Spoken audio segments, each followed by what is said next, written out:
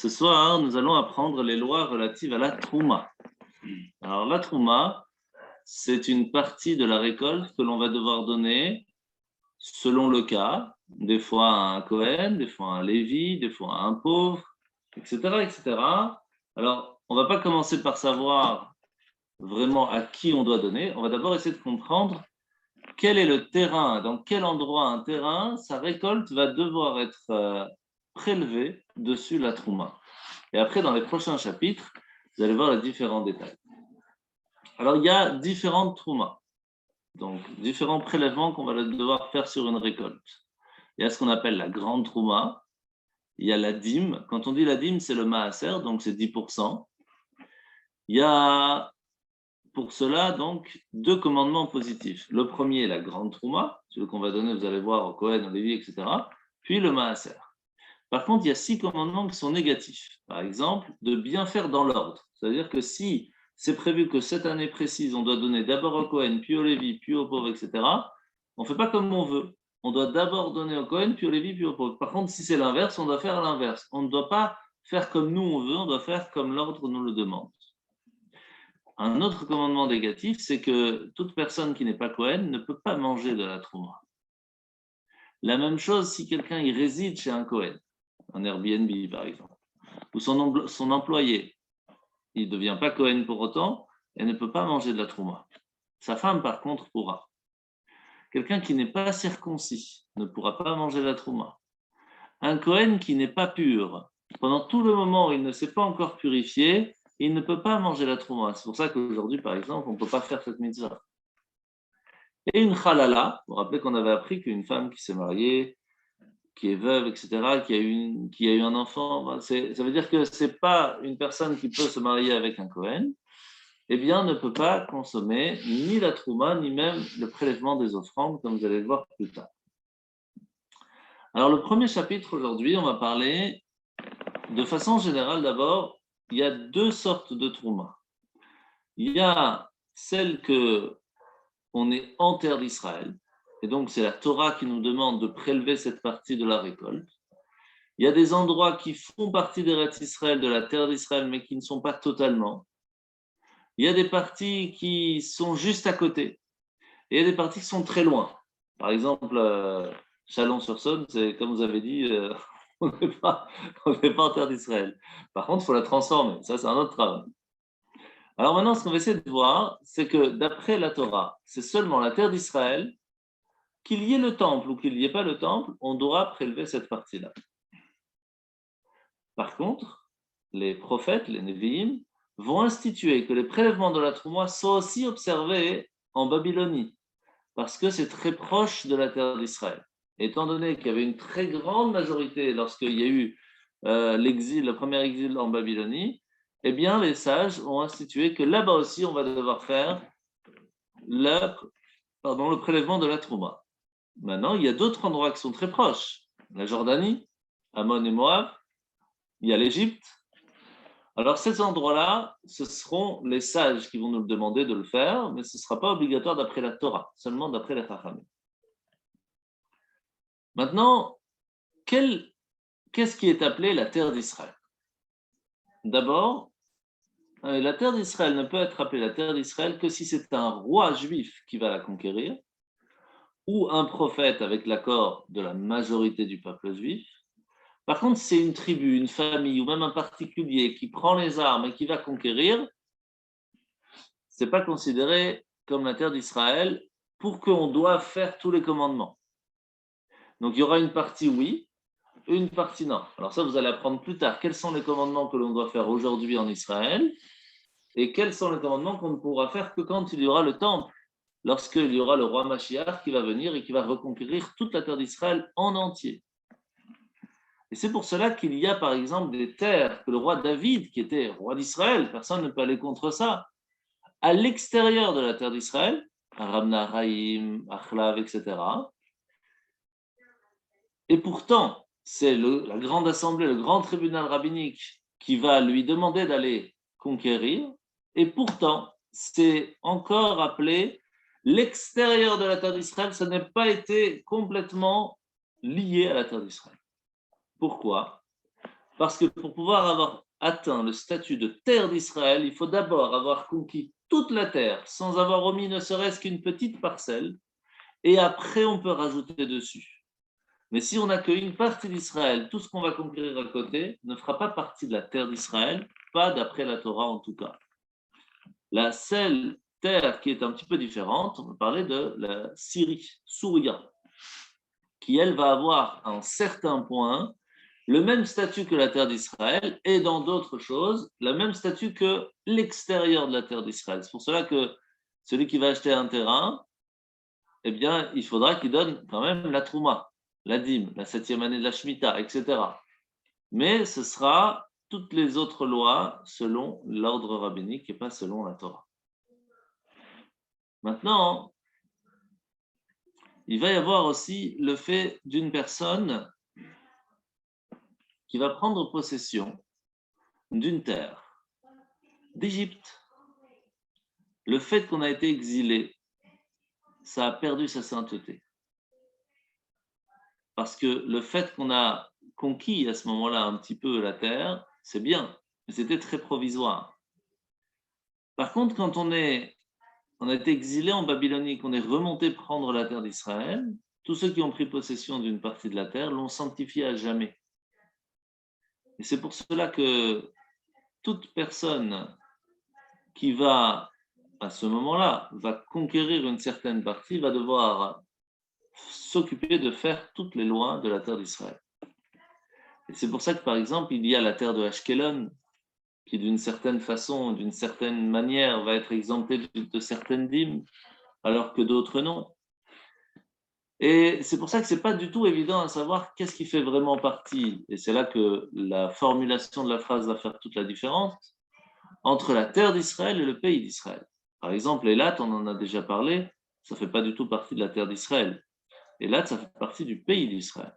C'est deux choses totalement différentes. Par exemple, on fait 2 jours de Pessah là-bas, pas un, parce que ça ne fait pas partie de la terre d'Israël. Ça n'a pas été conquis au temps ni de Yahushua, ni plus tard avec le roi David.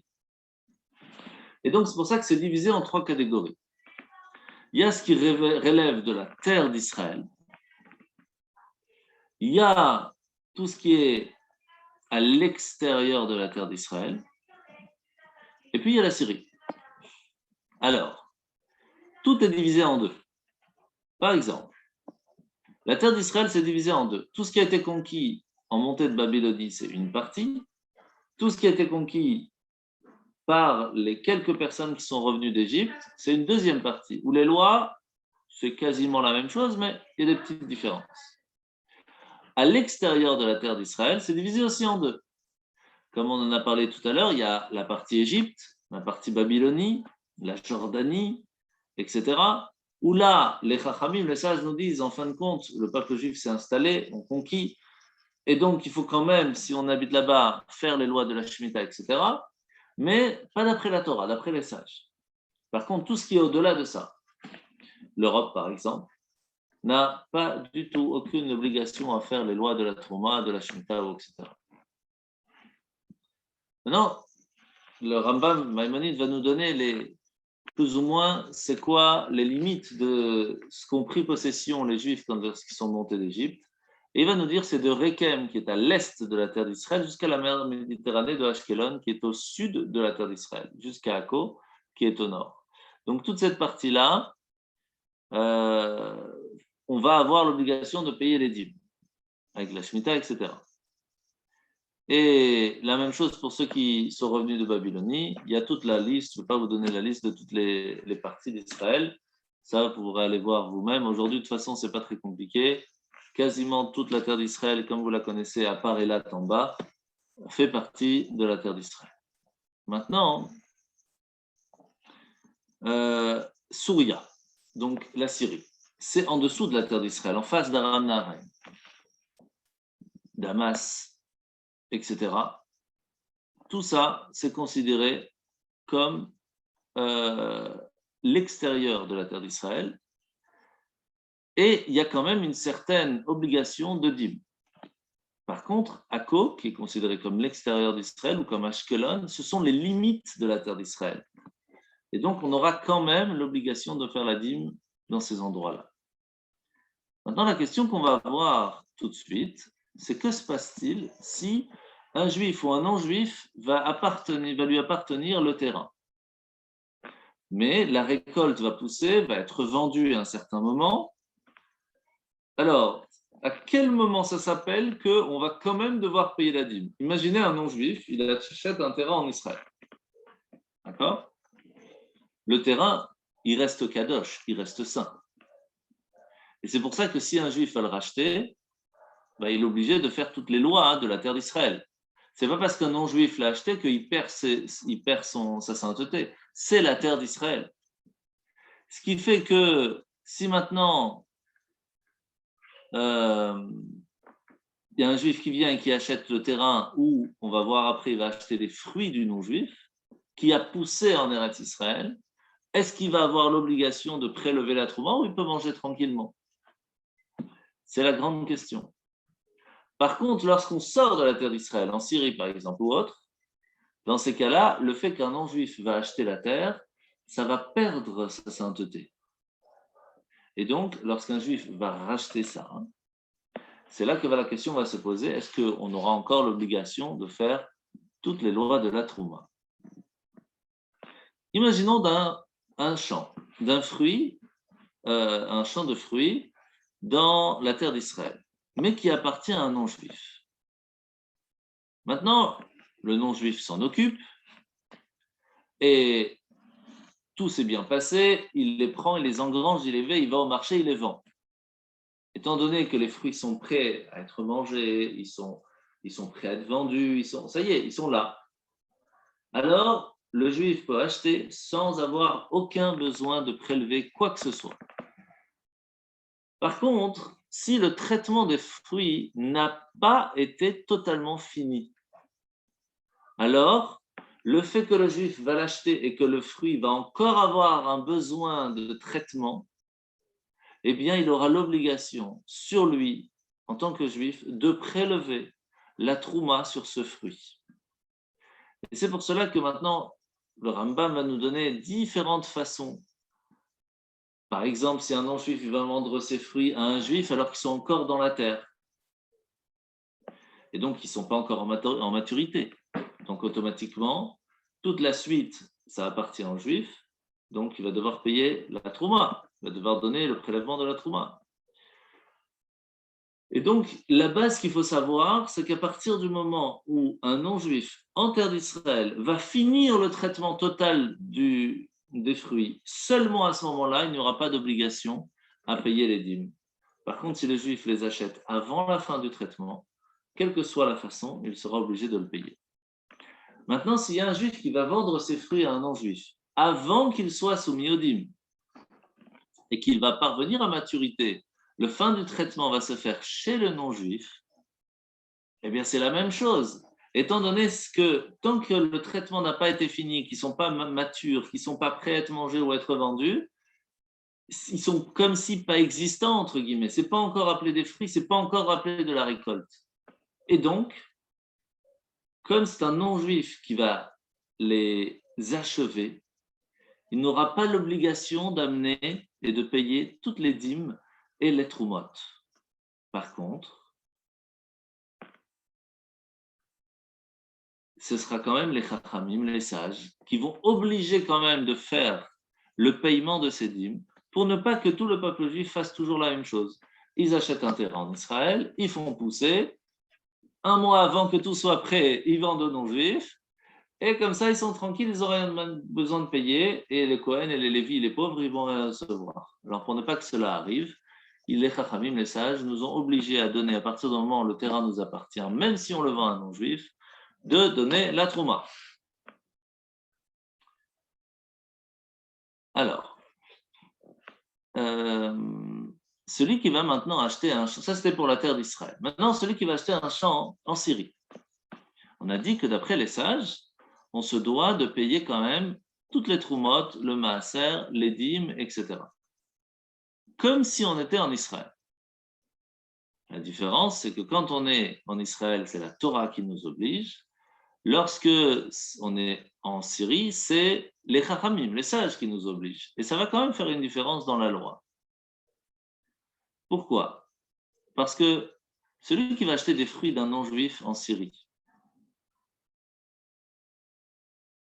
qu'est-ce qui va se passer dans ces cas-là?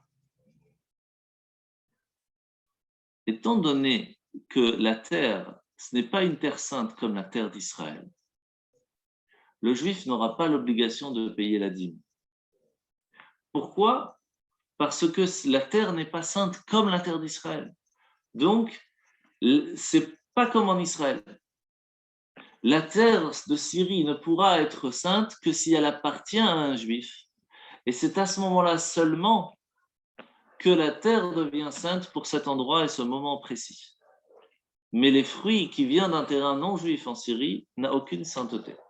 Et donc les lois de la Trouma ne vont pas venir, même si c'est un juif qui l'achète, avant même la maturité des fruits. Par contre, si un juif va acheter un terrain d'un non-juif en Syrie et qu'il y a déjà des fruits, alors ces fruits, on n'aura pas besoin d'amener la Trouma parce qu'ils ont poussé pendant le moment où la terre n'était pas encore sainte. Par contre, s'ils vont devenir à maturité alors que maintenant la terre appartient à un juif, à ce moment-là, ça appartient à un juif, ils deviennent fruits chez un juif et donc ils vont devoir payer les dîmes d'après les chachamim, d'après les sages. Par contre, un juif qui travaille chez un non-juif et que c'est pas à lui le terrain, même s'il travaille dans ce terrain, c'est pas à lui, donc ça change rien. La même chose s'il loue, le terrain ne lui appartient pas. Une location, ça ne nous appartient pas le terrain. Donc, il n'y a aucune obligation de payer aucune trouma, aucune dîme. La seule fois où il faudra payer des dîmes dans la terre de Syrie, c'est seulement si on a le terrain qui nous appartient complètement.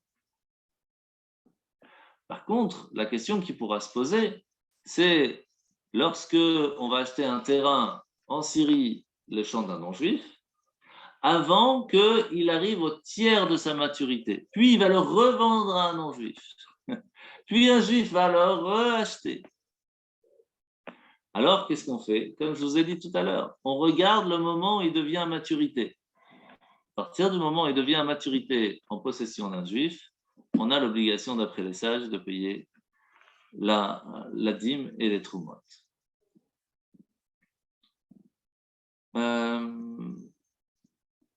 Maintenant, s'il y a une association, d'accord? Par exemple, un juif et un non-juif mettent de l'argent pour acheter un terrain en Syrie. Ce champ va amener des fruits, de la récolte. Ils se partagent la meule, etc., etc. Alors on est un peu entre deux. Alors c'est les sages qui vont nous dire, étant donné qu'il y a une partie qui nous appartient totalement, il faudra quand même payer la dîme d'après les chachamim. Alors, par contre, si ils partagent dans la terre d'Israël, un juif et un non-juif mettent de l'argent pour acheter un terrain. Alors à ce moment-là, on va regarder combien chacun a mis. Imaginez que chacun a mis 50%.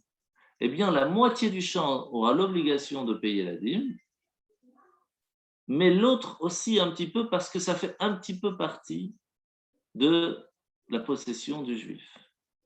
Par contre, en Syrie, étant donné que là, c'est les chachamim ou les sages qui nous obligent de donner la trouma, la partie qui appartient au juif totalement aura l'obligation de donner la dîme, mais la partie du non-juif à qui ça appartient, il n'y aura aucune obligation. Maintenant, qu'est-ce qui se passe? Imaginez que vous allez à un magasin en Europe, d'accord? Vous achetez des fruits de la terre d'Israël. Est-ce que on a l'obligation de la chala, de la trouma, du maaser, etc. Alors, si c'est emmené en Syrie, c'est sûr qu'il y a toujours l'obligation, d'accord?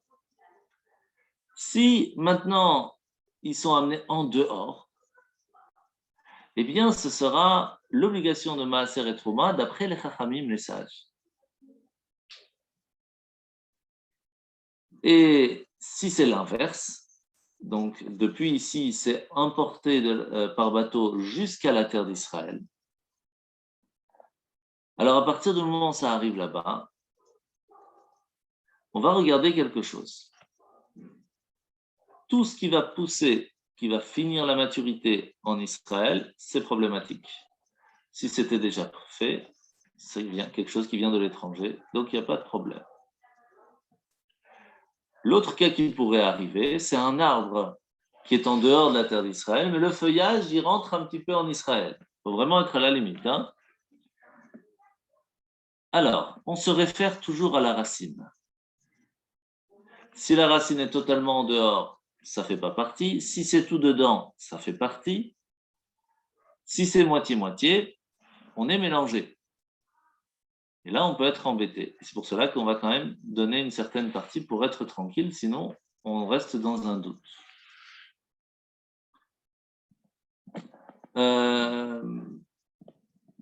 La seule fois où on ne va pas regarder la racine, on va regarder le feuillage, c'est lorsqu'on a un pot de terre qui est percé sur le sol de la terre d'Israël, d'accord?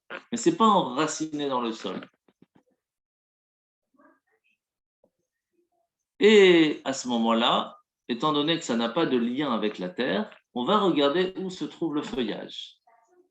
Et à ce moment-là, on regarde. Si la majorité du feuillage se trouve en dehors d'Israël, à ce moment-là, on fait comme si c'était en dehors d'Israël. Maintenant, la seule vraie trouma, après avoir étudié tout ça, la seule vraie trouma que la Torah nous demande de faire, c'est lorsque on se trouve en Israël, que la terre d'Israël appartient vraiment au peuple juif à 100% et on s'y trouve, on y habite, etc. Comme au temps du premier et du deuxième temple, et quand Mashiach va venir, Bezrat Hashem. Et c'est pour cela que les obligations d'aujourd'hui ne sont que des chachamim, des sages, et pas comme au temps du temple où il fallait faire la trouma d'après la Torah. Et c'est pour cela que les lois de la trouma d'aujourd'hui sont moins graves et moins imposantes, on va dire, que celles qu'il y avait au temps du temple, mais on a quand même l'obligation d'y faire extrêmement attention. Voilà pour aujourd'hui. Est-ce que vous avez des questions? Oui, moi j'aurais une petite question, Rabbi. Est-ce qu'il y a une différence entre la terre d'Israël promise à Abraham et celle de la conquête par Yoshua? Oui, bien Ou ça sûr. correspond pile poil? Non, c'est une grande différence. En fait, je ne sais pas si vous avez déjà regardé dans la Tfila, quand on fait la Tfila, il y a 10 peuples dont lequel Hachem nous a promis qu'on va pouvoir avoir en terre d'Israël. D'accord? 10 peuples. Il y a tout ce qui est en Israël que vous connaissez dans la carte, plus ou moins, Hein? plus les 3 du côté jordanien. Maintenant, qu'est-ce qui va se passer? Lorsque Yoshua va rentrer, il va conquérir une certaine partie, entre autres Jérusalem ne va pas être conquis à ce moment-là. Ça va être conquis que 400 ans plus tard avec le roi David.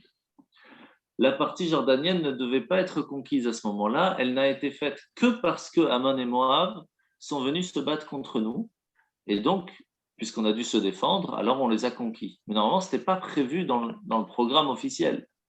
Ça, c'est normalement, quand est-ce que la Jordanie, etc., va nous appartenir totalement? Que au temps de Mashiach. Et c'est pour ça que quand vous allez faire la tefila, vous allez voir, des fois on va parler de la prophétie et de la promesse, on va dire les 10 peuples, et puis en fin de compte, on ne va pas donner le nom des 10 peuples après. Et voici qu'on est rentré en Israël, et Knaanim, et Moraïm, etc., et on va donner que 7.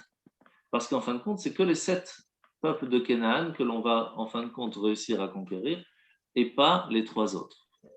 Et ça, la Chassidoute nous explique aussi une des raisons pourquoi. Il y a les 10 sphirotes, sûrement vous avez déjà entendu parler, il y a 3 forces intellectuelles que chacun d'entre nous a, et 7 forces de midot, de comportement, de sentiments que l'on peut ressentir. Alors, on peut avoir facilement, entre guillemets, si on veut, contrôler ses émotions. Le fait d'être gentil, sévère, etc., de dire convenablement ou pas. Ces 7 forces, on peut les contrôler. Par contre, contrôler de penser ou de ne pas penser, c'est très difficile.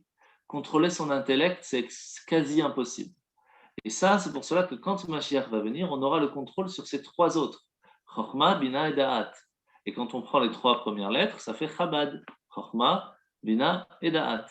C'est pour cela que Dafka maintenant, juste avant que Mashiach va arriver, le mouvement Chabad est de plus en plus fort parce que nous sommes dans la préparation du contrôle de notre force intellectuelle pour que ce soit notre compréhension et notre étude qui nous permettent de contrôler nos émotions et d'agir convenablement et grâce à ça, très rapidement, recevoir Mashiach. Merci. Amen. Avec plaisir. Bonne soirée. Merci beaucoup. Merci. Hazak. Avec plaisir. Alors, vous verrez qu'il y a d'autres questions qui vont venir bientôt. Si vous achetez maintenant, vous allez au magasin à côté, vous achetez des avocats d'Israël. Est-ce qu'il faut faire la trouma? Est-ce qu'il faut couper? Comment couper? Quelles sont les paroles à dire? Vous allez les apprendre dans les chapitres qui arrivent. Et sinon, on en reparlera à ce moment-là. OK? Merci beaucoup. Bonne soirée. Merci. Bonnes Bonne vacances. soirée. Au Bonnes revoir. vacances. Bye.